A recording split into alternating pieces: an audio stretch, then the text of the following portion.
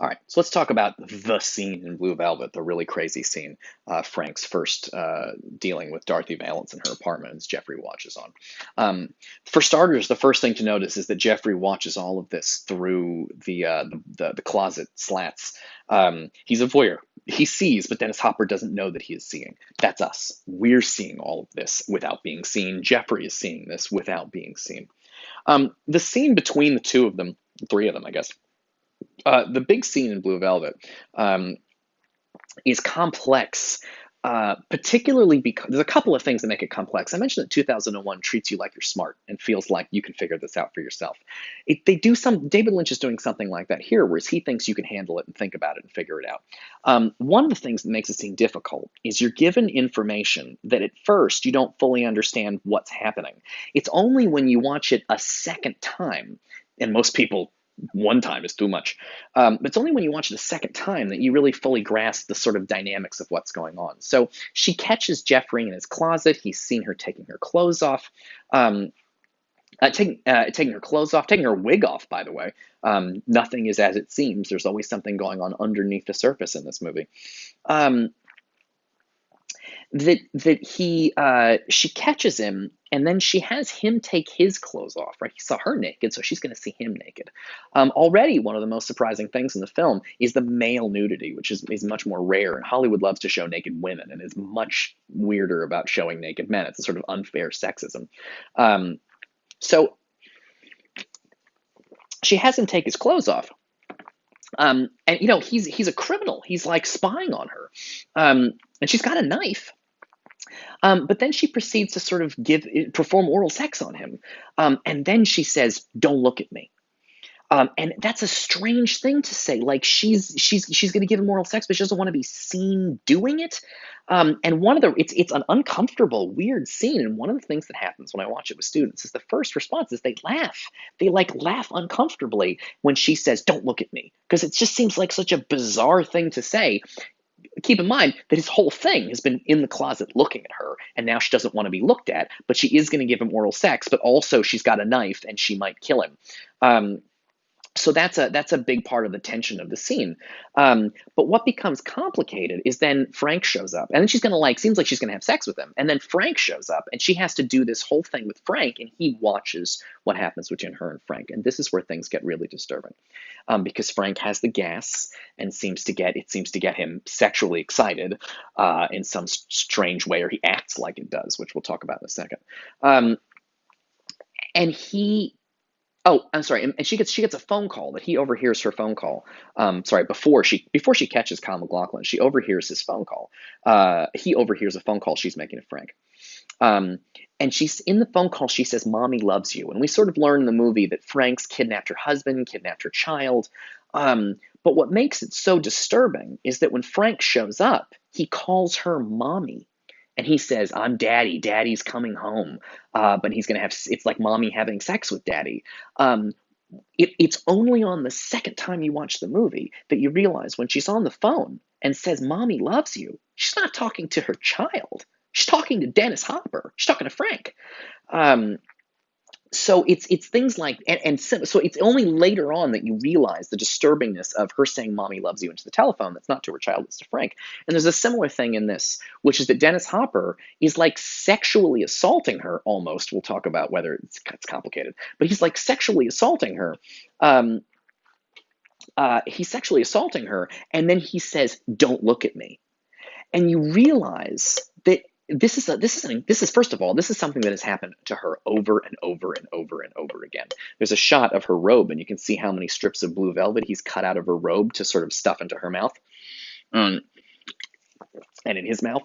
Um, he has the blue velvet. He's done this so many times. It's like a ritual. He lights the candle. Right. There's the candle's part of now. It's dark. He lights the candle for the beginning of the ritual, and he blows that out at the end. And it's this thing that's happened so many times. She's been traumatized. And so what seemed funny at first, which is her performing oral sex on Kyle MacLachlan and saying, "Don't look at me," um, it's what Frank says to her, so that she's been traumatized by someone who's having some kind of sex with her.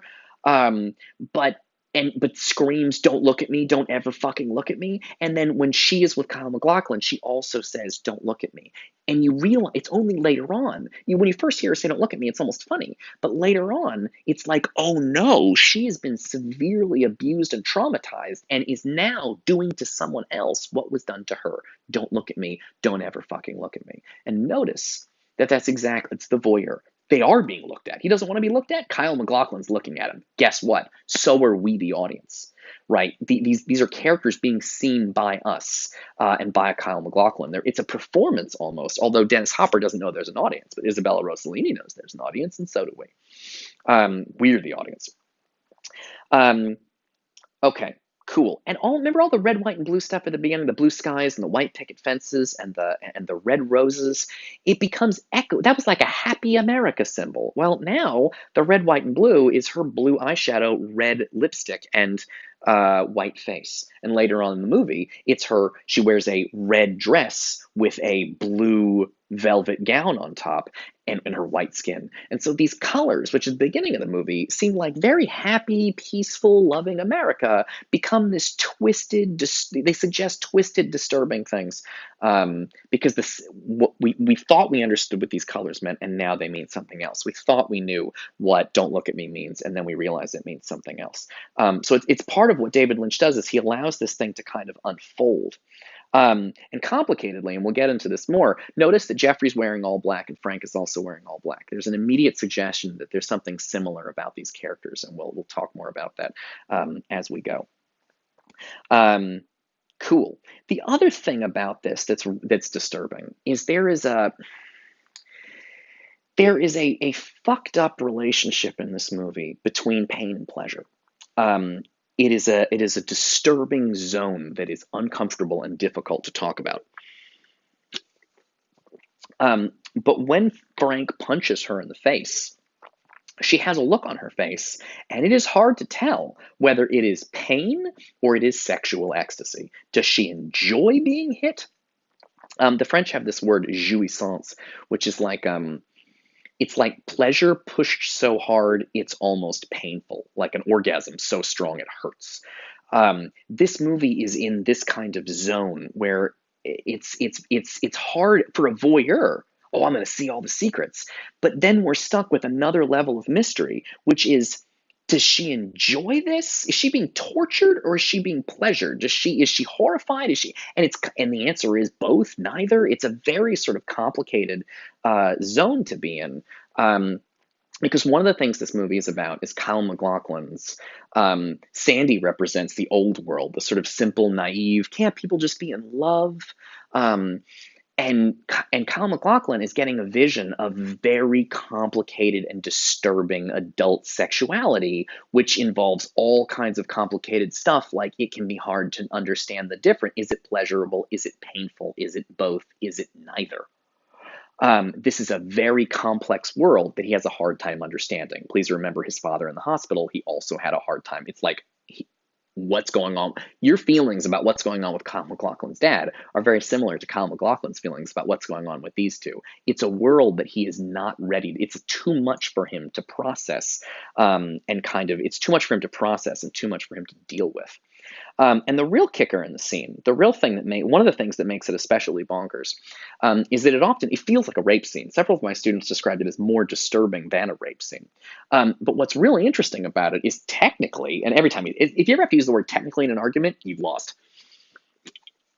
But technically, it's not a rape scene exactly, because Dennis Hopper never takes his pants off. He has that moment where he's sort of thrusting on top of her, but his pants are still on. He is like pretending to rape her to feel manly, but I don't think he is. His pants are on. Like he never unbuckles his pants or anything.